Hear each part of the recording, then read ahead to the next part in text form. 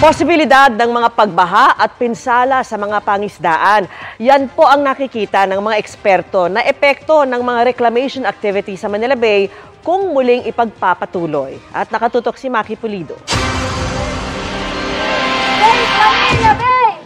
Ilang dekada nang tinututulan ng mga grupo ng mga mangingisda ang pagtatambak sa Manila Bay. Hindi na lang daw nila ito laban, kundi ng taong bayan. Kung wala na raw kasing mahuling isda, shortage ang kalalabasan niyan. Malaki ang ambag nito doon sa shortage, kakulangan. Sa darating na panahon ng supply, ng food security o supply ng pagkain. Posibleng maapektuhan ng mga pangisdaan ayon kay Dr. Eugene Herrera ng UP National Hydraulic Research Center. Pinag-aralan nila ang epekto sa water flow sakaling matuloy ang 20,000 hectares ng reclamation sa Manila Bay na nakasaad sa NEDA Sustainability Master Plan.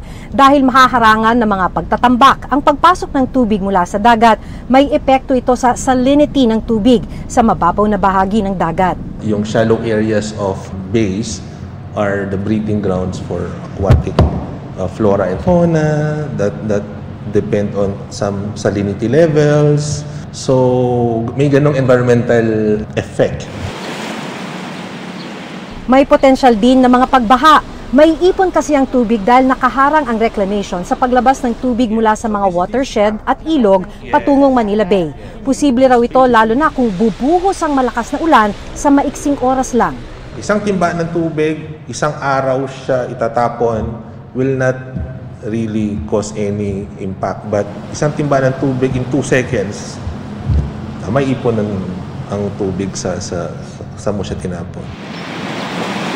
Maiiwasan naman daw ito kung ang disenyo ng reclamation project may sapat na lagusan ng tubig.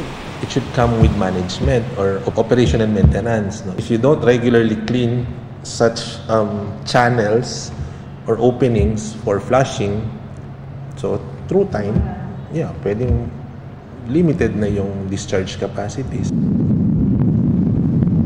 Pero sa pagpunta ng GMA Integrated News sa ilang reclaimed areas kasama ang Philippine Coast Guard kamakailan, napuna ang ilang makipot ng bahagi. Tulad ng bahaging ito na matitirang lagusan ng mga sasakyang pandagat sa pagitan ng mga malalaking reclamation project. Sa ngayon, nakatigil ang mga reclamation project sa Manila Bay habang pinag-aaralan ang environmental impact nito. Para sa GMA Integrated News, Maki Pulido, nakatutok, 24 oras. Mga kapuso, kasama nyo kami 24 oras. Mag-subscribe sa GMA Integrated News sa YouTube. Sa mga kapuso abroad, bisitahin ang GMA Pinoy TV at www.gmanews.tv.